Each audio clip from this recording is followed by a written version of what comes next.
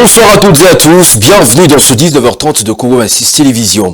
Dans le temps fort de l'actualité de ce début de semaine, le développement de ces informations, c'est tout de suite. D'abord, une frange de l'opposition congolaise à travers la coalition 64 qui avait prévu une marche le 8 juillet prochain séjourne au Burundi sur l'invitation du président Évariste Ndayishimiye. Rien de nouveau sous le soleil familier de rencontres politiques congolaises loin du pays. Cependant, des analystes s'interrogent sur les dividendes à tirer en faveur de la population dès lors que le mode opératoire visant à la marginaliser reste inchangé. Regardez.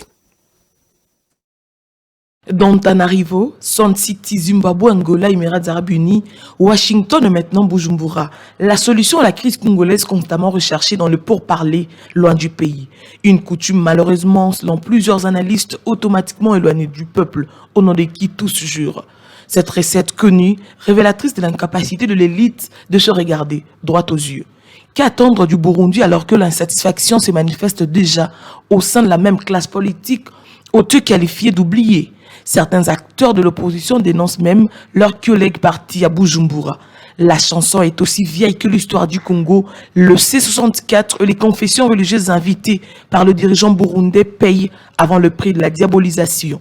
En réalité, il faut noter des observateurs, le Congo et son peuple occupent les cadets de soucis de rencontres politiques.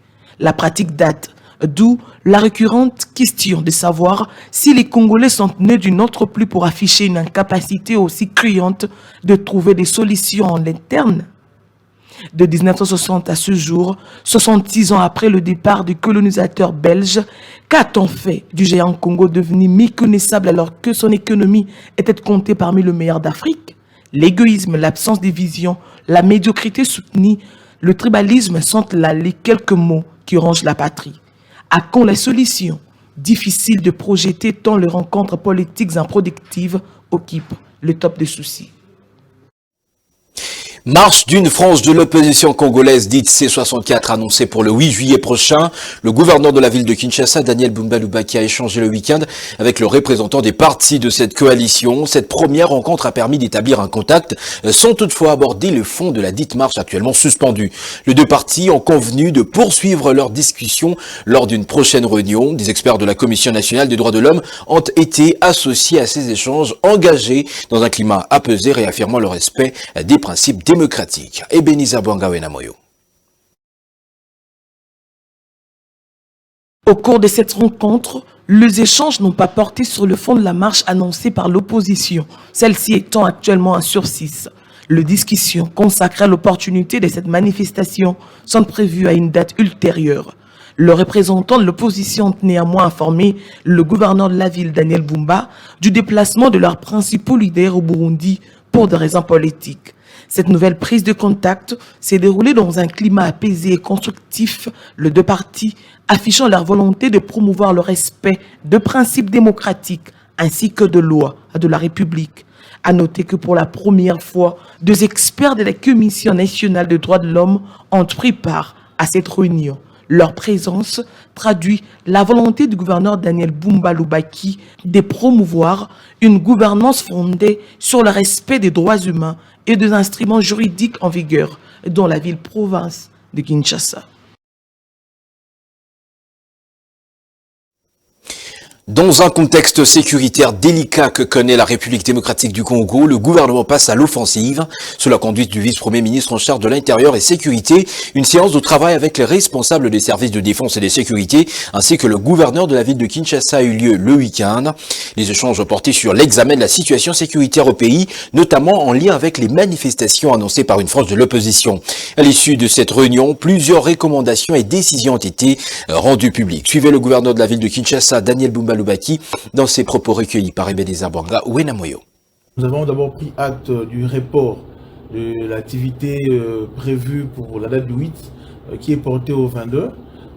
Mais ici, nous tenons à soulever que le vivre ensemble que nous prenons tous dans le respect de valeurs démocratiques et républicaines nous pousse à pouvoir être responsables de nos actes. Alors de ce fait, nous soulignons que tout acte qui porte le germe de subversion sont prohibés. Et par ailleurs, les forces de défense et de sécurité seront là pour préserver la quiétude dans la ville de Kinshasa. Nous profitons de l'occasion pour assurer l'opinion tant nationale qu'internationale que tout en accompagnant dans un esprit républicain et démocratique les manifestations. Mais nous voulons aussi rassurer ici que tout doit se faire dans les normes établies selon les lois et les règlements de la République, mais également en assurant aussi la liberté aux paisibles citoyens qui veulent bien vaquer à autre chose. Infrastructure routière à Kinshasa, le président de l'Assemblée nationale, Aimé Boji Sangara, accompagné de plusieurs députés nationaux, a visité dimanche 5 juillet le chantier des Rocades. Cette visite s'est déroulée sous la conduite du ministre des Infrastructures et Travaux publics.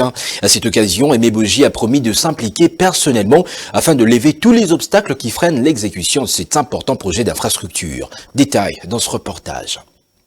Accueilli au point kilométrique 4 de la rocade sud-ouest par le ministre des Infrastructures et Travaux publics, John Bonzalunda, le président de l'Assemblée nationale, Aimé Boji Sangara, à la tête d'une délégation des députés nationaux, reçoit tout d'abord les détails de l'ensemble du projet. La présentation faite par l'ingénieur Nico Nzaou, directeur général de l'Agence congolaise des grands travaux, permet à la délégation de savoir que ce projet, c'est 73 km de route déjà ouverte de Mboudi jusqu'à la sortie de l'avenue Ndjoku vers l'aéroport, que la plupart des sections sont en cours de revêtement et que 4 ponts majeurs ont été jetés sur les rivières, dont le plus grand fait 180 mètres de portée. Un arrêt est réalisé au pont Fouti qui est en phase de finition. Il est long de 120 mètres. Au PK15, la délégation a pu voir ce que sera la route une fois tous les travaux finis. Un bon talutage a été réalisé ici et l'asphalte posé porte déjà le marquage au sol. Le projet pouvait être encore plus avancé, n'eût été plusieurs contraintes, notamment celles d'ordre administratif dans la gestion des importations liées au programme sino-congolais. Le président Aimé Boji Sangara promet de s'impliquer. Nous sommes ici sur un projet qui va désengorger toute la ville de Kinshasa. Vous connaissez les problèmes de circulation dans la ville de Kinshasa. Et je dois dire ici que les travaux sont impressionnants. La qualité des travaux est d'un niveau international. Je crois qu'on n'a pas à être complexé. Il y a des petits soucis par rapport au rythme des travaux. Pas parce que les entreprises qui sont à pied d'œuvre ne travaillent pas comme il se doit, mais parce qu'il y a des soucis administratifs qui ralentissent le projet. Et donc nous, en tant que Parlement, représentants légitimes du peuple congolais, en tant qu'autorité budgétaire, nous allons nous saisir de ce dossier immédiatement pour donner un coup d'accélération. À la rencontre des deux rocades avec la route nationale numéro 1 à Mitendi, Aimé Boji et sa suite ont reçu les explications sur l'échangeur à 3 niveaux en cours de construction. Sur la rocade sud-est, vers la localité Matumpu, le speaker de la chambre basse du Parlement a assisté à la pose des enrobés pour la mise en œuvre de la couche de roulement avant de faire un dernier arrêt au pont Djili où la pose des poutres est en cours. L'Agence congolaise des grands travaux met tout en œuvre pour que ce projet entièrement bouclé soit livré à fin 2027. Un signal très fort vient d'être lancé depuis Kinshasa en faveur de la zone orientale du pays. La dynamique de la jeunesse du Kivu, de l'Ituri et du Maniema d'Ijekim a publiquement vu le jour ce week-end au cours d'une cérémonie solennelle organisée à l'immeuble Panda Fernana. Cette organisation strictement apolitique se mobilise pour briser les silences imposés aux populations meurtries et propose déjà une offre de paix concrète via les larges consultations avec les décideurs. Témoin de cet événement, Safia Millier, Célestin Kalombo-Kabea. C'est un tournant décisif pour la zone orientale de la République démocratique du Congo. L'espoir est né au sein de l'opinion publique suite à la sortie solennelle ce jour de la dynamique de la jeunesse du Kivu, de l'Ituri et du Maniema d'Ijekim. Devant le projecteur, cette nouvelle structure veut briser le silence des populations meurtries par des décennies de conflits. Autour du coordonnateur bienfait Eric Tiboula Kaasha, ce jeune refuse désormais la fatalité et s'impose comme de nouveaux architectes d'une paix durable. Chers jeunes compatriotes de ma génération, personne ne construira notre pays. Notre avenir sans nous et à notre place. Le temps est venu de passer des plaintes aux propositions, des divisions au rassemblement, de l'attentisme à l'action. Nous ne sommes pas condamnés à hériter que de conflits. Notre disponibilité, notre courage, notre énergie, notre engagement patriotique profond constituent une meilleure contribution citoyenne susceptible de recréer l'espoir. À la tribune, le ton est direct et le message sans ambiguïté. Cette organisation rejette catégoriquement tout parrainage ou récupération par des formations politiques afin de préserver sa totale liberté d'action. La guerre est réelle. Les morts ne se comptent plus. Mes chers frères, comment ne pas ressentir dans le plus profond de sa chair la douleur de nos mères, celle de nos sœurs qui sont violées à longueur de journée. Mais que faire? Voilà la grande question. Que devons-nous faire? Culturellement, chez nous, c'est celui qui voit le voleur en premier qui a le devoir d'alerter les autres. C'est ce que, d'une certaine manière, aujourd'hui, nous essayons de faire. Nous venons dire au monde que notre terre est en danger. Sur le terrain, la DGKIM passe déjà à l'offensive en proposant une offre de paix concrète avec de larges consultations lancées auprès des décideurs et des notables en vue de couper les racines des conflits. La structure exhorte pour ce faire la jeunesse à intégrer la réserve armée de la défense, RAD, en vue d'y apporter un soutien multiforme aux forces nationales.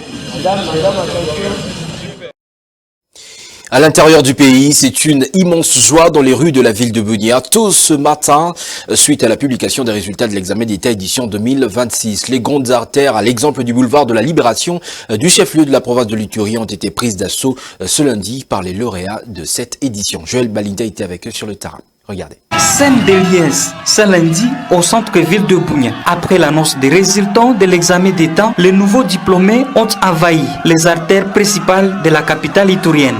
Une explosion de joie qui couronne 2 mois de travail acharné et de détermination. Dans une ville littéralement inondée par les lauréats, la prudence était de mise. Pour éviter tout cas d'accident, les autorités policières ont encadré les festivités, incitant les jeunes à privilégier les déplacements à pied plutôt qu'en moto. Si on ne plaît pas d'aller pour le groupe d'armée parce que notre armée congolaise nous fait des choses très incroyables concernant nos frères. Une prudence saluée par le préfet des études de l'Institut Salema 1, M. Maki Balinda, qui invite les lauréats à transformer cette célébration en un moment de reconnaissance. La meilleure manière de fêter, c'est d'abord de remercier l'Éternel Dieu, a-t-il déclaré. Il faut parler de la réussite à beaucoup de termes. Comportez-vous comme les enfants chrétiens, parce que maintenant là, il y a des gens, n'est-ce pas, qui mettent les pieds en haut, la tête en bas sur la montagne. Ça, ce sont ces gens-là qui ont pris quelque chose. Mais vous n'avez pas reçu cette éducation. On se comprend. Oui. Avant d'aller là-bas à l'examen d'État, vous avez prié dans cette même église. Pourquoi pas ne pas demander la clé pour aller remercier Dieu là-bas? On se comprend. Allez remercier Dieu au lieu de faire des va-et-vient pour rien. Cette réussite touche toutes les couches de la société. Les centres pro-réseau qui encadrent les élèves sourds s'est également joué à la fête. Pour ces jeunes vulnérables, ce diplôme est bien plus qu'un papier. C'est une véritable victoire si les personnes vivant avec handicap. Comme j'ai eu le diplôme,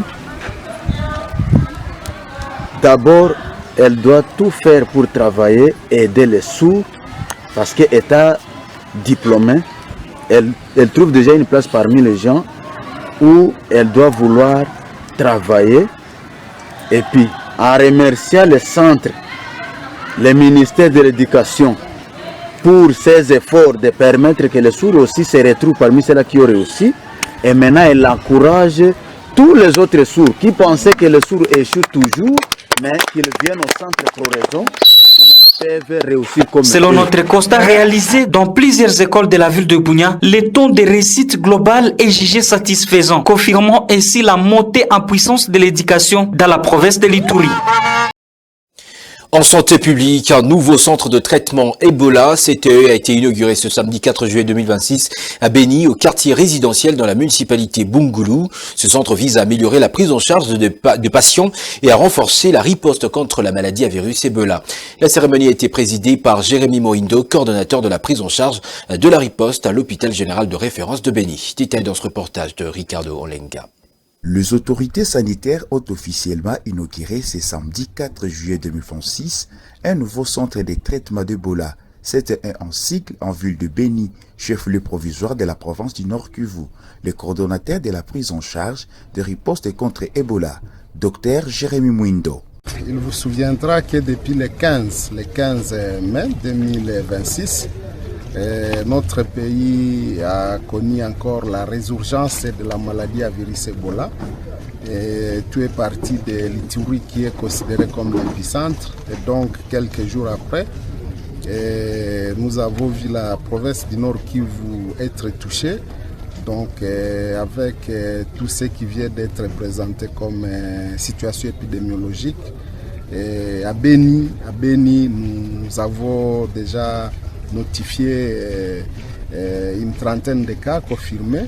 Et donc, c'était urgent pour nous, pilier médical ou pilier prise en charge, à pouvoir mobiliser tous les partenaires. Ici, c'est International Medical Corps, IMC, qui est un partenaire du gouvernement congolais qui a bénéficié des fonds qui nous ont permis en fait d'avoir cet ouvrage, un ouvrage qui va contribuer sans doute à non seulement à soigner les malades, mais aussi le CT, c'est une institution, une structure qui contribue à l'éradication de la maladie. Rappelons que ce nouveau centre de traitement est situé au quartier résidentiel dans la commune de Bungulu, en ville de Beni. Sport football pour finir, le président de la République Félix Tshisekedi a confirmé un évident maintien du sélectionneur national Sébastien Desabre à la tête des Léopards après le parcours encourageant de la République démocratique du Congo à la Coupe du Monde 2026. Une décision qui s'inscrit dans la continuité alors que la sélection nationale congolaise connaît déjà son calendrier des éliminatoires de la Coupe d'Afrique de Nations édition 2027 avec l'ambition de poursuivre sa progression. Regardez. La confirmation de Sébastien Desabre est un signal fort envoyé par les autorités congolaises, en renouvelant leur confiance aux techniciens français. Merci vraiment pour cette aventure, cette belle aventure. Nous sommes très fiers de vous et nous devons en tirer simplement des leçons pour que la prochaine fois soit encore meilleure. Et je suis convaincu qu'avec vous, on va encore aller plus loin. Merci en tout cas de vos encouragements et merci de vous. Cette confiance devra toutefois se traduire sur le terrain, d'autant plus que les éliminatoires de la CAN 2027 débuteront dès le mois de septembre avec une réception de la Guinée équatoriale avant un déplacement au Zimbabwe. Ces rencontres lanceront véritablement la préparation de la prochaine Coupe d'Afrique des Nations où la RDC ambitionne non seulement de se qualifier, mais aussi de jouer les premiers rôles. Le maintien des Desabres offre ainsi une continuité dans le projet sportif des Léopards, avec un effectif en pleine progression et un calendrier désormais fixé. La préparation de la CAN 2027 est officiellement en marche. Fin de cette grande édition d'information, je vous rappelle ses principales articulations. Le pourparler politique se...